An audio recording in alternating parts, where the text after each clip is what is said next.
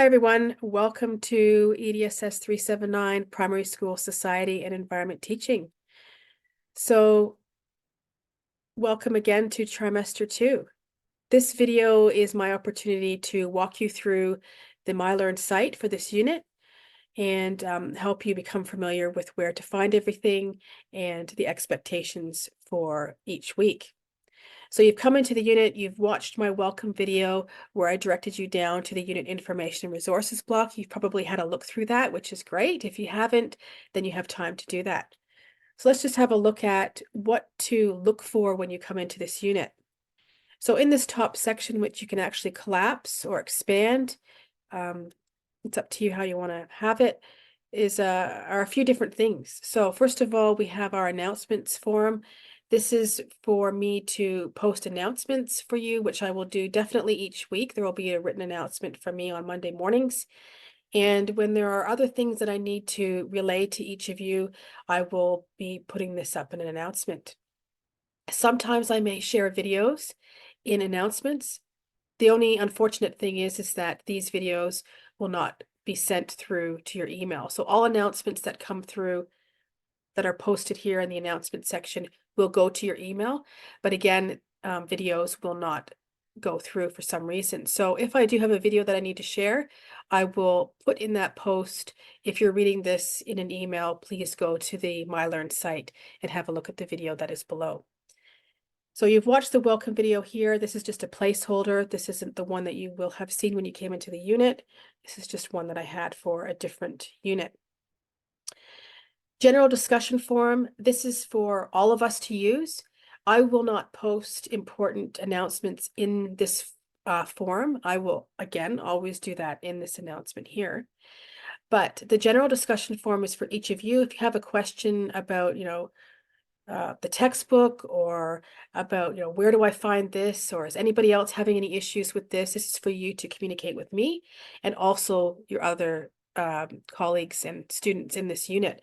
So you may have found a great resource that is helpful for assignment 2 and you want to share it with your with your peers. That's fine. This is for you to share information. Any questions about assignments, though, should not go into this discussion forum. I will not answer them in that forum. I will answer your questions in the assignment section if there happens to be any questions put in here. So again, this is just for general stuff that you need to ask and are curious about. Online tutorials will be accessed through this section here. Just a couple of points about the tutorials. We have the online tutorials, which will run on Fridays from 4 to 5 p.m. So you can access those through this here by just clicking on that. For on-campus students, I will send each of you an email. The schedule and the timetable online says that we are running at a particular time, but I'm actually going to try to merge 2 classes together, which could make it a bit more exciting. So I will detail that in the email. But week 2, this is not for online students, that will run as per usual, but week 2 will have a bit of a change to the on-campus days and times because I will be attending a conference in Adelaide. So I will provide those details to the on-campus students. If anybody is in this unit who is in Armidale or close by and wants to attend the on-campus classes and you're not listed as an online student or an on-campus student, but you are listed as an online student, you are more than welcome to attend. Just send me an email and I can give you those details. All right, so coming into the unit, we have a topic for each week of the 8 weeks that we are studying. We do not take a break in weeks, I believe, 6 and 7, when the other, or is it 7 and 8? I can't remember, but we run from weeks 1 to 8 in the School of Education. So in week 1, we are looking at introducing you to the humanities and social sciences. What are the HSIE HAST teaching areas? We will be talking a little bit about integration, which is particularly important in primary school. Second week is probably our most important week, which is sort of unfortunate because we won't be running a tutorial on campus that week, but I will be sure to make up that time in the following week, so don't worry about that. So in the second week, we will be looking at inquiry learning, and this is probably the most important week out of all the weeks in this unit. The third week, we'll be looking at historical content, skills, and resources. We'll be doing a deep dive into the history syllabus. In week 4, we'll be looking at teaching history from different perspectives. Those of you who remember history or love history will know that perspectives is really important when we're looking at history. Week 5, we sort of start moving into geography with sort of a connection with history. So the week 5 is really that bridge between history and geography, where we look at values education, which is really important in our teaching of history and geography. And that will become more clear in that week. Week 6, we are looking at a deep dive into the geography syllabus. We were looking at the content, skills, and tools.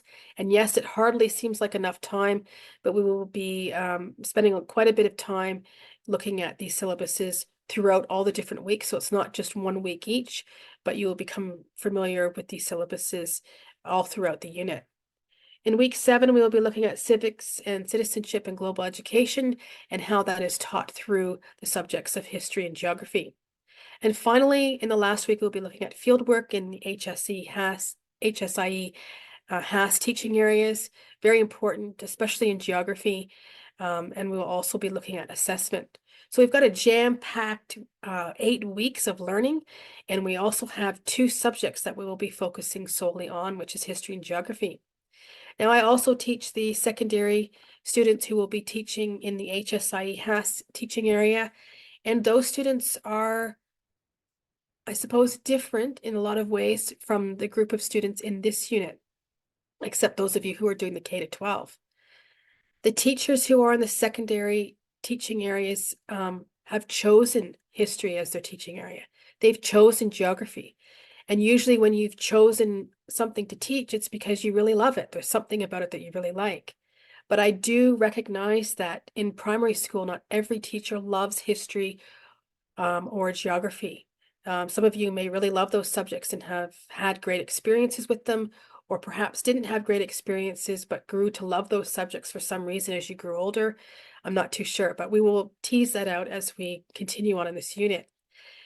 It is a different group of students here that I'm working with, so I'm trying to make you enthusiastic about history and geography and show you that even if these are subjects that you're not really keen to teach, perhaps you did have that bad experience and you're just really not enthusiastic about teaching them, that there may be something about these 2 subjects that you can find something about it that you really like, that you can become enthusiastic about. So usually, especially with geography, usually that's one that sort of gets a bad rap that a lot of teachers don't like, and also a lot of students don't like either.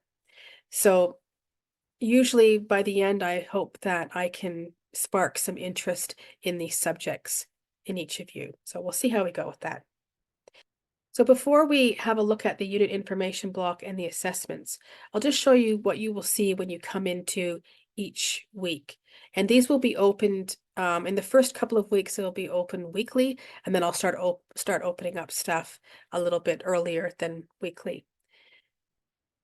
So when you come into each week, you will see the title here, and I will just show you what you will see using a unit that I taught in T1. So this was the secondary teachers unit. So their first week was introducing to the society and environment curriculum. When they came in week 1, there was a week 1 overview video. And in this video, I just go over, usually in about 10 minutes, sometimes they're only 5 minutes. Sometimes they're a bit longer, especially as we're moving towards assessment period. But in these videos, I go over a weekly overview, so talking a lot about what we're going to be looking at without really deep diving into the concepts. But it's an overview for you to get your head around where we are headed this week. Okay, so it's a support sort of video. I encourage you to watch these videos. There's no expectation to watch these videos, but often a lot of questions that students have are answered in these videos, or a lot of questions that students have emailed me, I answer in these videos. So it may be a question that you've had as well. So take the time to watch these videos. I will try to ensure that they're not too long, so you have time to watch them. And make sure you make the time. So these are actually linked to YouTube, but I also put these in the recordings. So those of you, there are some students I know who like YouTube, have told me it's really convenient for them. And there are some who don't like it. You know, sometimes there's commercials and ads, and that can be kind of annoying. So it's up to you how you wish to watch these videos. I will show you where the recordings can be found in a moment, but the ones that are linked here are linked to YouTube. You can watch them directly here in MyLearn, or you can go out into the YouTube app. It's completely up to you. The lectures will be uploaded here, again, YouTube or recordings, okay? Then there's going to be a quiz. These quizzes are not marked. They are not marked in terms of you could do really poorly on it and it won't affect your final mark. Do you need to complete these? Yes, you do. Why do you need to complete them? Because it opens up the topic notes, which are really important for your learning in this unit. So be sure that you complete the quiz. You don't have to get 5 out of 5 or 10 out of 10. It may just be, 1 or 2 out of 10 that you need to complete, or 5 out of 10. And they're not too difficult. It's sort of just testing you on your prior knowledge and also maybe some of the readings and so forth. They are not really difficult questions, but in addition to these weekly overview videos, they sort of give you an idea of where we are headed this week in the learning. So once you complete the quiz, you will be able to open up the topic notes. In addition to the topic notes and the quiz, there will also be a PowerPoint file for you so that you can follow along if that's what you like. This PowerPoint links to the lecture. And also each week there will be a list of questions in the discussion forum. So you will click on that and you will see my post, which will be pinned at the top, and you will be able to, have a think about, what the question's asking you, and you can answer that. Are you marked on your participation? No, you're not. However, those students who are found to be participating to a great extent on the discussion forums or attending tutorials, if that's possible, often do quite well in the unit. So engaging in as much material as possible is really important for you to get your head around what needs to be done for the assessments and the learning outcomes for this unit. Okay, so that's what you'll see each week coming into the unit.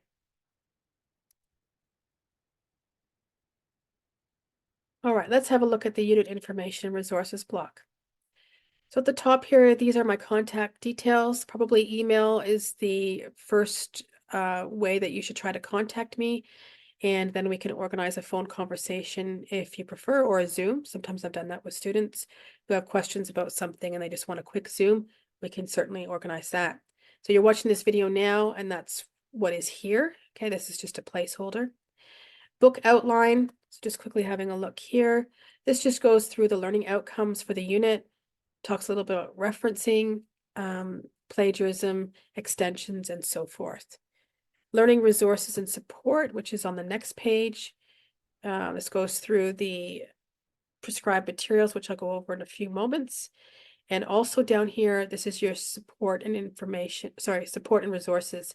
So you can click on those and find out how you can receive different types of support, and all about the different policies. So you can find different links throughout the unit that will bring you to policy, and you can feel free to have a look through those when and if you feel like it. So heading back to the original page, information and resources. Study schedule, you probably might look at this maybe once. Really, this just overviews what I've already talked about, the different topics and the dates for each of these. Now, the flexible window for professional experience, this doesn't mean that there is a prac in this unit. I know some units do have pracs. This unit does not. This is for students who have pracs in other units, and it gives you that window to be able to be a little bit flexible with, working on your assignments and so forth. And we also have a flexible portal in this unit. I'll talk about that in a moment, but having this window gives us the opportunity to be able to use that flexible portal to its extent that it's meant for. All right, so unit schedule, unit overview and expectations, I'll go back to those in a moment. School of Education information site, you may wish to have a look there. I believe there's information there on pracs and land type and so forth, you probably will want to have a look at that site. That's there for you at all times. Recordings, this is where you will find all the videos that I upload. All the videos that I upload that are in the unit itself, like what I showed you here, are also in the recordings. And I organize them so that they're easy to find. So lectures will be here, tutorial recordings will be here, assessment overviews will be here. Those weekly overview videos that I do, there will be 8 of them. They're here, and also extra videos. I do syllabus dissection videos, and you will find those in there, and I will talk about those when I put them up in a weekly overview video, so stay tuned for that. In the lectures that are here in the recordings, some of them you may find that there are polls. So for example, you can participate in the lectures by answering questions. That opportunity is not obviously available on YouTube. If that's something that you're interested in, you'll have to come into recordings to be able to be involved in that. Those of you who are not interested in YouTube, but really want to watch the lectures here, but not participate in the polls, then I'll also upload a version where you don't have to have the polls included so that you can just watch it without participating. So a lot of different options for those of you who like different ways of watching lectures. All right, so the reading list that should become available, if not in this first week prior to teaching, then definitely by week 1. In terms of the textbook may be found in the reading list, but one of the textbooks, which is the required mandatory textbook, is not available online. I have tried to contact the publisher to find out if that can be done, and I'm waiting to hear about that, but I don't expect that to happen in T2. So even though you will find it in the reading list, you will not be able to access it. The recommended text, on the other hand, is available there. Studiosity, that's to provide online academic support for those of you who may need that with writing, referencing, structure, and how to argue in different essays. All right, so introductions. I know you probably do these quite a bit, so I've tried to make it a little bit different and more exciting. So, history and geography. When we talk about these subjects, we're really talking about time, place, and space. So, temporality and spatiality. Let's think about how that we can interpret that from our own lives. So thinking about your own favorite point in time, it might be something about something in your life, a point in time in your life, or it might be a period of history that you're interested in. So that might be World War II, medieval history, Vikings, and so forth. And share a picture and tell us all about it. And also your favorite place. So what's your favorite place? It could be, somewhere in your local community, or it could be somewhere overseas that you've traveled, and tell us all about that. And then also, if you can tell us where you're from, what course you're studying, your favorite subject, and whether you actually like the HSIE HASS teaching areas. And if you don't, it's okay. I actually didn't really like history when I was in school either, but now I do like it a lot more. So tell us all about it. All right, so heading back, there's also an extra little video. You'll find that I put these up sometimes each week, and you'll find those in those different weekly sections. Sometimes I have different YouTube clips and TikTok style videos to share with you. So have a look at them. And this one's just a campus tour. So those of you who haven't been to UNE will be able to get a sense of the place by watching this video, I hope. And also, I do have to update this video because we've now moved from the old Milton building that I show in the video. We've moved to the arts building. So it doesn't look like we'll be moving back to the School of Education building after that tornado. So that's something I'll need to change in the campus tour video. But other than that, you can get an idea of what the Armidale campus looks like. All right, so assessments coming into here. A little bit of information about the flexible portal assessment system.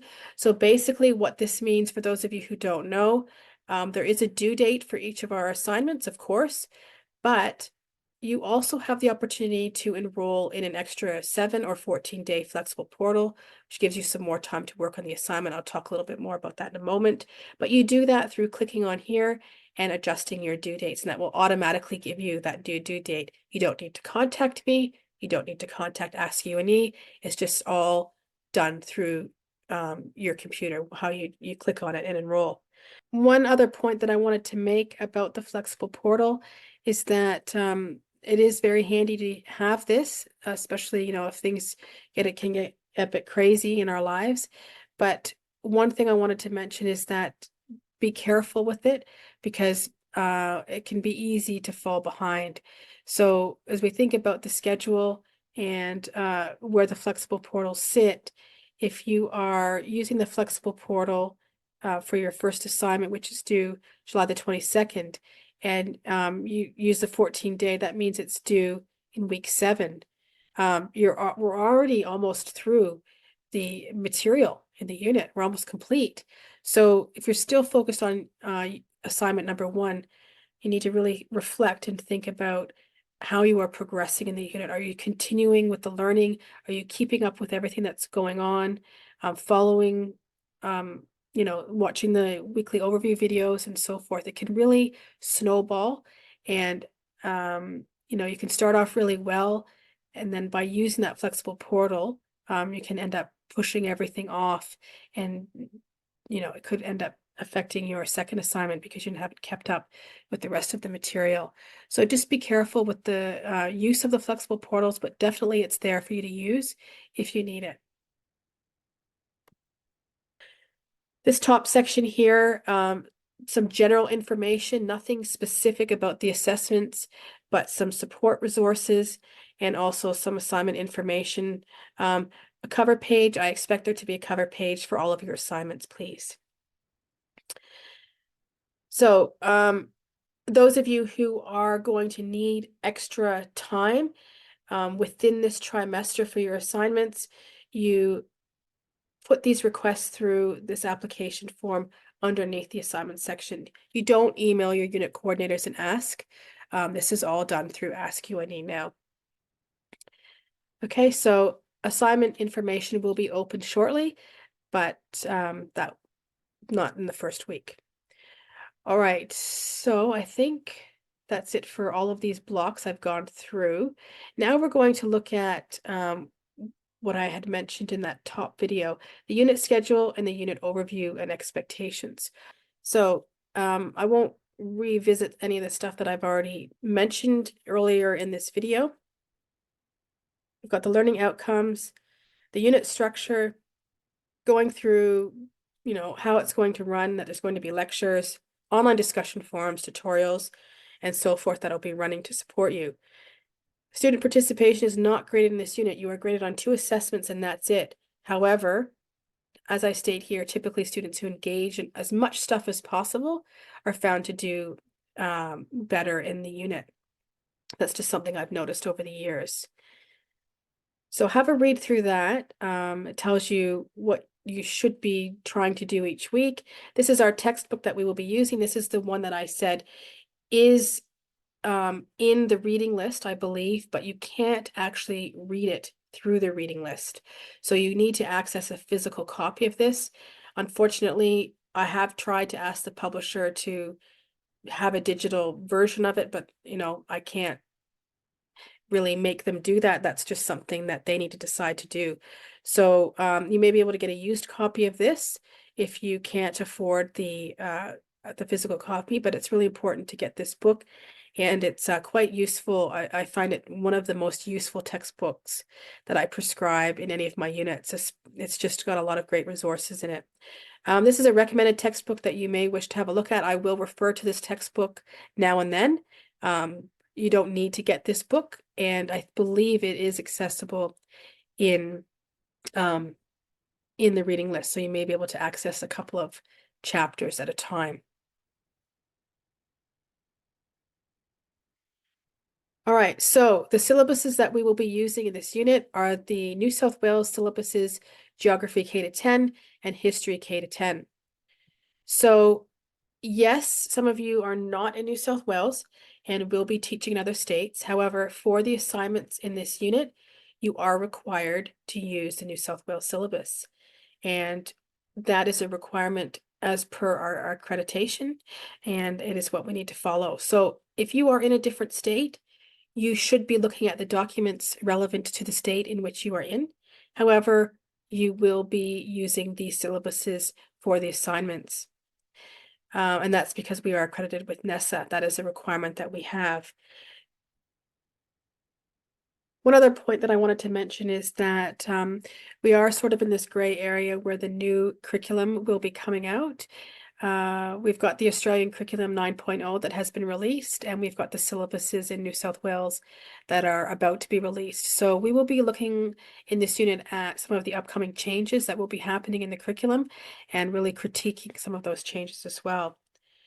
If you have any questions about that, we can talk about it further, but you're not disadvantaged really because the New South Wales syllabuses are based on that Australian curriculum. I've talked about the weekly announcements.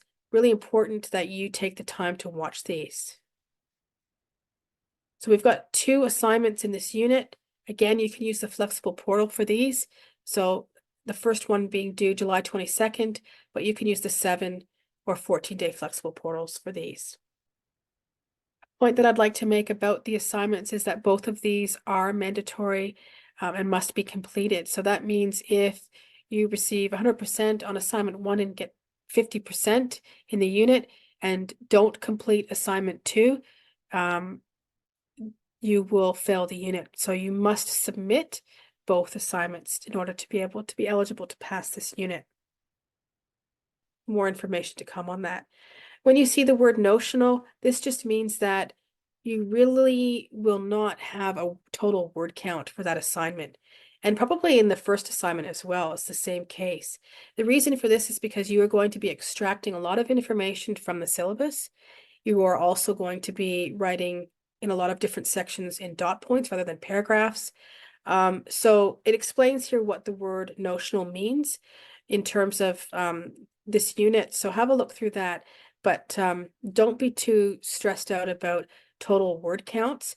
In the assignments, if there's a section that says approximately 200 words for this section, that's what you should be looking at.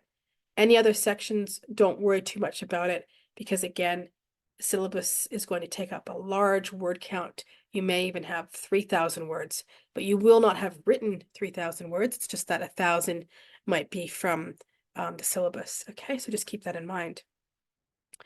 Some formatting guidelines to follow. All assignments should be submitted through MyLearn, and so they can go through Turnitin. Making sure that you submit only one document at a time. You have that cover letter as well. Also making sure that you do not leave your assignment in draft mode. And the reason for this is because we can't mark it, because you can still keep changing it while it's in draft mode. And you really do need to make sure that it's submitted. So go back in and check to make sure that your assignment has been submitted. And I think students have told me in the past that you get an email saying that you've submitted your assignment. I'm not sure, but have a look because if you go over the deadline, whether you thought you had submitted it or not, late penalties will apply. So be aware of that. You're not using ChatGPT or any other form of artificial intelligence to write your assignment unless you are instructed to do so, which we may be doing in this unit anyways, but more on that to come. I may offer drop-in sessions for those of you who need help with the assignments, and they will sit outside of those tutorial times. In terms of extensions, I've talked about the flexible portal, so any questions about that, please let me know.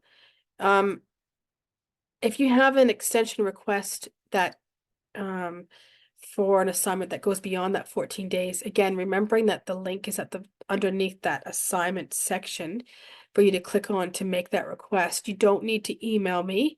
I will get those requests through Ask UNE. The earlier the better. So keep that in mind. If you have a prac and it's disrupting your study and so forth, you can use your prac document as supplementary documentation to support your application. So I'm very flexible with pracs. I know how busy they can be. So if you're on prac and you're trying to submit by that 14-day, but you really just need another 7, just send it through, making sure that you have that supporting documentation. Okay. It's really important. I don't usually approve extensions unless there's that supporting documentation. So being sure to have that. So more on that. Sets. Just to go over this, sets are special extensions of time. And this is different from a regular extension where you need an extra week within the trimester. Special extensions of time can disrupt your progression in your course. That's just the first reason why we don't encourage them. But if for some reason something's happened in your life where you really do need a longer extension, then please submit a set application. But this means that you will have an extension into trimester 3 or into the next trimester, whatever that one is. So be sure to understand that you are not asking for a set for an extra week or an extra 2 weeks. This is for an extension beyond the trimester that you're currently in. And they are for extreme circumstances. So supplementary documentation is definitely required. Again, thinking about your progression, if you need the unit that you're currently in order to go into another unit the next trimester, that could be something that impacts you. So just be sure that you are only requesting it as you really need it. All the information on how to request a set application is found in this little block here with the quick links that you can click on. I think it's on the right-hand side of the MyLearn site. The other thing to note is that the end of the teaching period, I believe, is the 3rd week in September. I don't accept extension requests between the end of the teaching period and the beginning of trimester 3. So if you are trying to submit an assignment and get an extension within that sort of gray area, within that 3 or 4 week time period between the end of trimester 2 and the beginning of trimester 3, I won't approve it. Because we are just busy with finalizing marks. So just keep that in mind. Please communicate with me from your UNE email address because sometimes emails from students, I've found them in my junk folder, and students were wondering why they weren't hearing from me probably. So be sure to email from the UNE email address when you can. And also making sure that you check your UNE email regularly. And this is because up until you receive your final grade on your transcript, you need to be checking your email. Every trimester that I've taught here at UNE for past few years, I've had at least one student who has failed the unit because I couldn't contact him or her about their assignment and we couldn't mark it and it received a 0. And I emailed, put announcements up saying, everybody, please check your email. No response. And as a result, the student has failed the unit. Again, that's happened every trimester. And every trimester, I say the same thing in these videos, and it still seems to keep happening. So make sure it's not you. Check your email, check your email, check your email. So that's it for this document, really. Some more links for you. Now, the unit schedule. Let's just have a quick look at this. So this is broken down into weeks 1 to 8. Okay, with all the different topics. Again, there's no prac in this unit. You will also see the due dates on the side. So those are in yellow. Sorry for scrolling fast. Okay, so there's assignment 1 is due on July 22nd. And assignment 2 is due August the 19th. So every week you will see some information on what you need to be doing. So you can print this off and tick it off so you know that you've done it. You've watched the week 1 overview video, you've watched the lecture, you've watched or attended a tutorial. I've talked about the shifting of times and stuff at the beginning of this video, so I don't need to go through that again. The topic notes, those are opened once you have done the non-accessible quiz. And the readings. Yes, there are a lot of readings for this week. You do not need to read the recommended text, but you can. We're looking at the prescribed text. The readings are very heavy at the beginning of this unit, and they go down towards the end. You'll notice that they decrease quite significantly. And you'll notice that some of them cross over, so we'll be revisiting chapters as well. So at the beginning, it'll feel very heavy, and then it starts to decrease as time goes on. So having a look through that. Again, every week's the same. It tells you the topic, what you need to be doing, the topic notes, a reminder about the topic notes, that quiz to test your learning, and the prescribed material. If you see reading list here, that means you need to go into the reading list to have a look through that, to have a look for that reading. So making sure that you find the reading list and accessing that material as well. Census Day is July the 15th. Okay, so that's where you can withdraw without academic penalty. So that's the beginning of week 4, this unit. So I believe that's it from me for this sort of welcome video, I suppose, part 2. Looking forward to teaching you in this unit. We will obviously be spending all of our time thinking about how to prepare you to teach primary history and geography, but we will also at times, to a minimal extent, not to a great extent, be looking at what students will study when they leave primary school. We will look a little bit at years 7 and 8 to highlight what students will be learning when they leave primary school. It's important for you as a teacher to make the connection between what you are teaching in primary school and what students will need to know when they go into high school to learn history and geography beyond year 6. When I teach the secondary unit, I do the same thing with them. I have those students look at what students are learning in K to 6. Okay, so it's the opposite. Not a bad thing to do, really important, because in one of the assignments, you will have to be thinking about what you're teaching in history and or geography and how that can prepare your students for high school. And we have a broad range of subjects. So in K to 6, we have just simply history and geography.